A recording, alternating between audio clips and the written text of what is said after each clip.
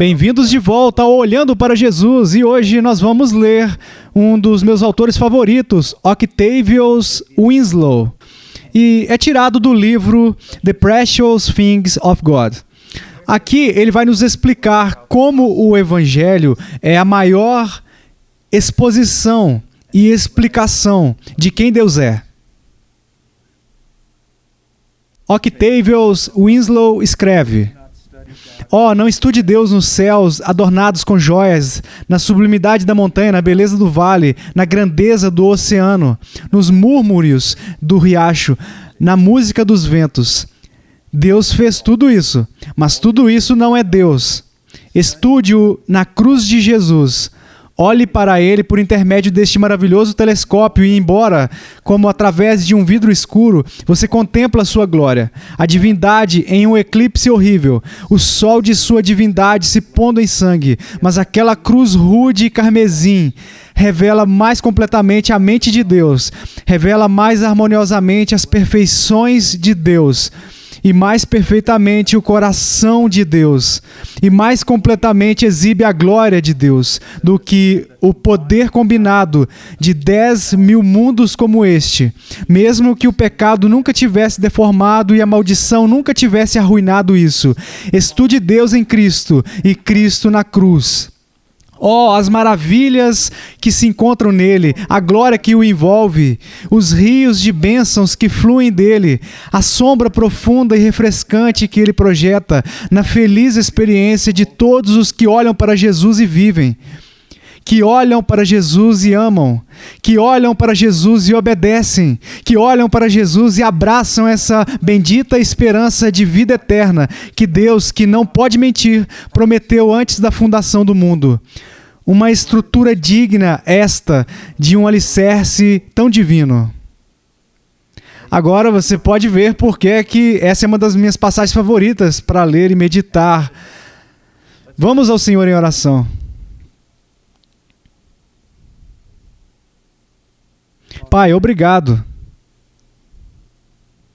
Obrigado por Cristo. Obrigado por sua cruz. Certamente nós te agradecemos pela redenção que é nossa no Calvário. Mas ainda mais agradecemos que no Senhor, lá no Calvário, o Senhor o revelou. Revelou a plenitude da sua glória, a plenitude dos seus atributos, a harmonia dos seus atributos. Lá eles são finalmente revelados. E, Senhor, nós te agradecemos e nós te louvamos. E eu oro agora, Senhor, para que o Senhor use as palavras do teu servo, Octavius Winslow, para edificar o seu povo, para encorajá-los no Evangelho e fazer com que todos os outros assuntos caiam na sombra. Que Cristo seja o centro. Em nome de Jesus. Amém. Ok, bem, vamos voltar através dessa passagem maravilhosa que nós temos. Ele diz: não estude Deus nos céus adornados com joias, na sublimidade da montanha, na beleza do vale, na grandeza do oceano, nos murmúrios do riacho, na música dos ventos. Agora, é claro que ele não está negando Romanos capítulo 1 e tantos outros textos que nos explicam que a glória de Deus é revelada na criação. A criação é uma coisa maravilhosa para ser estudada, mas a criação, ela é ótima, ela é tão maravilhosa quanto é, tão triunfante, mas ela não pode ser comparada com a antiga cruz. Ela não pode ser comparada com o monte do Calvário. Se você quer conhecer Deus, olhe para lá. Ele continua: Deus fez tudo isso, mas tudo isso não é Deus. Tão grande quanto a criação pode ser, tão grande quanto o céu pode ser, tão grande quanto um arcanjo ou um serafim pode ser. Mas eles não são deuses. Na verdade, Deus não é como nós. Ele é simplesmente maior, ele está em uma categoria apenas para ele. Octavius continua: estude-o na cruz de Jesus. Olhe para ele por intermédio deste maravilhoso telescópio. Acho que poderia viver 10.000 anos e eu não seria capaz de escrever uma linha assim. Tantas pessoas procurando por Deus e tantas coisas. Mas se você realmente quer conhecer Deus, então você precisa olhar através do telescópio, através das Escrituras, no Calvário. Lá no Calvário, nós vemos quem Deus realmente é, que Ele é santo, justo, reto e ainda assim Ele é misericordioso, compassivo. E por causa da cruz, e apenas por causa da cruz, Ele é capaz de justificar o pecador.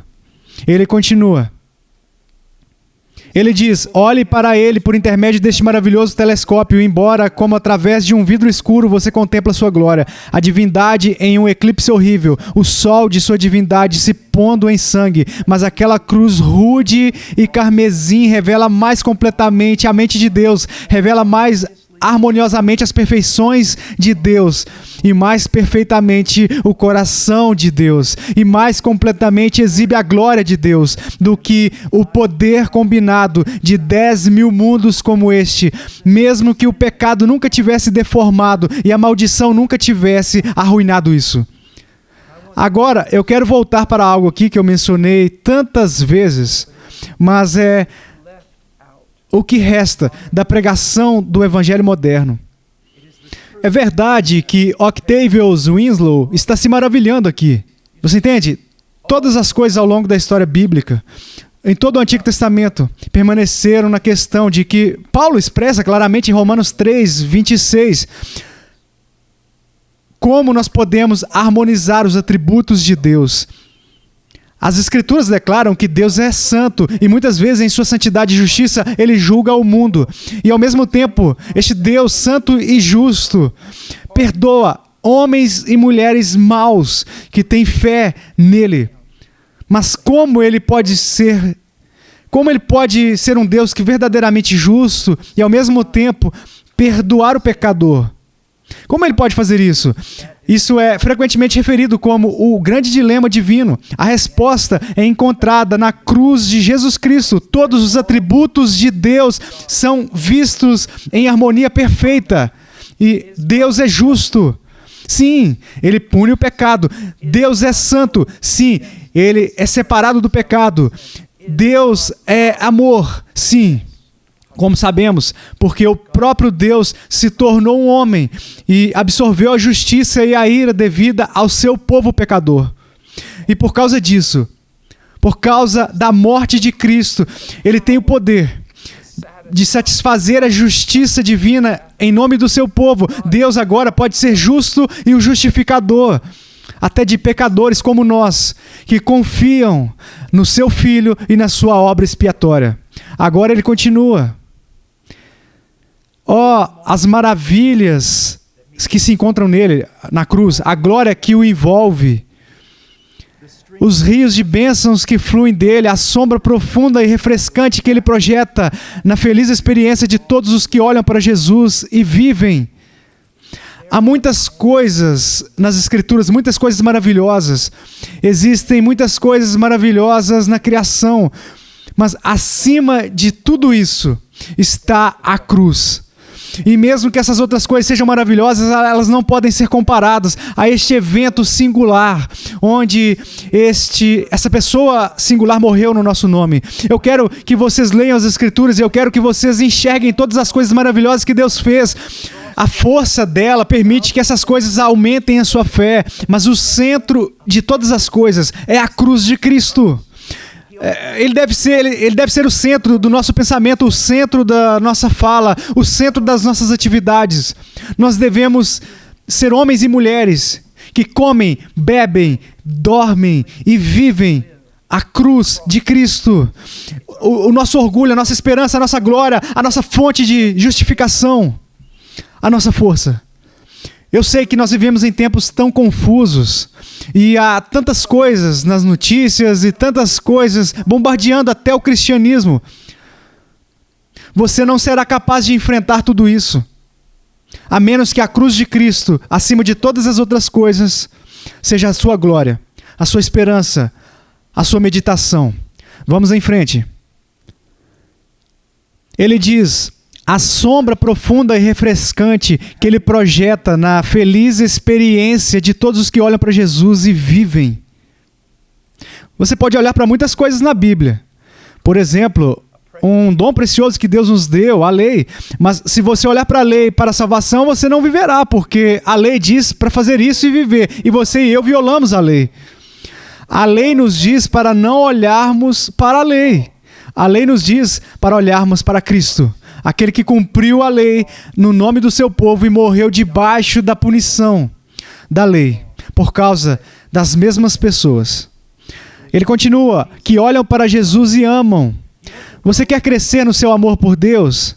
Então você precisa estudar a maior expressão de Deus para você, e essa é a cruz de Cristo.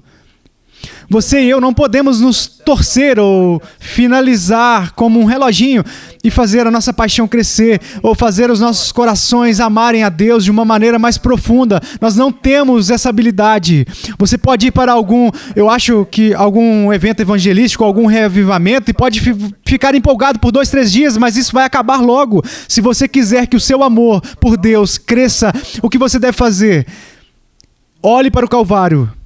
Estude a cruz, e quanto mais você fizer isso, suas afeições por Deus vão crescer, e elas serão arrastadas, e vão se manifestar em uma maneira prática por intermédio da sua vida e os seus atos.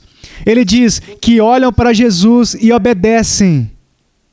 Quanto mais nós conhecemos sobre Cristo, mais nós amamos Ele, e quanto mais nós os amamos, mais nós desejamos ser obedientes. Quando você tem um vislumbre da cruz e percebe o que foi necessário para a salvação, você percebe também que a sua obediência nunca pode ganhar para você uma posição correta perante Deus. Mas quando você olha para Cristo e enxerga que Ele comprou para nós uma salvação que é gratuita, você quer obedecer, você deseja obedecer e você lamenta quando você não obedece.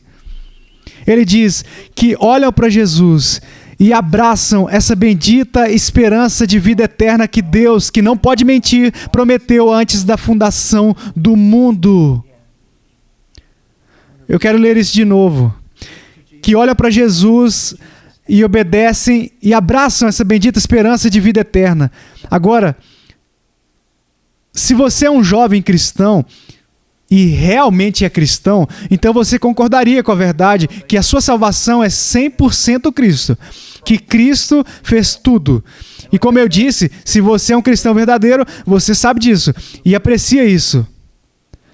Mas agora, eu tenho vivido a vida cristã por mais de 35 anos. E eu posso dizer a vocês isso. A cada ano, a sua compreensão dessa verdade vai crescer. A cada ano, a sua compreensão e apreciação desta verdade vai crescer.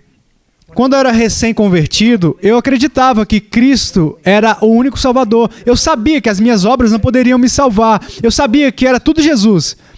Mas muitos anos depois, eu sei mais. Que se eu morresse agora, eu tenho uma esperança singular. Que Jesus Cristo morreu por este pecador. Como um antigo pregador costumava dizer, eu espero balançar para a eternidade com essa esperança. E se você está ouvindo, eu só preciso que você saiba disso. Não é 99% Jesus e 1% você. A única coisa que você e eu contribuímos para a nossa salvação foi com o nosso pecado. Há apenas um herói nesta história, e é Jesus Cristo. E Ele é uma revelação maior de Deus e de si mesmo e da sua cruz. É o pináculo dessa revelação. Se você quiser ser cheio de zelo, se você quiser ser preenchido com amor, se você quiser ter uma paixão pelos perdidos e pela grande comissão, se você quer amar a igreja, isso tudo começa olhando para a cruz. Também termina aí. Nunca tire os olhos da cruz. E ele termina. Ele diz, uma estrutura digna, esta de um alicerce tão divino. A cruz não é simplesmente o alicerce da nossa salvação. É o alicerce de tudo. Foi isso, e é isso o ponto focal para o qual toda a história divina, a história redentora está correndo. E para nós, que vivemos 2000 anos após, nós olhamos para trás, para uma coisa bem maior que Deus já fez. a maior revelação que Deus já concedeu. Eu imploro a vocês. Eu sei que no cristianismo de hoje em dia existem tantas vozes falando a respeito que isso é tão importante e aquilo é tão importante, mas deixa eu dizer algo. Se houver um assunto introduzido no cristianismo que rouba o seu tempo, que tira e rouba a sua contemplação de se maravilhar na cruz, então não é certo. Não é bom para o povo de Deus.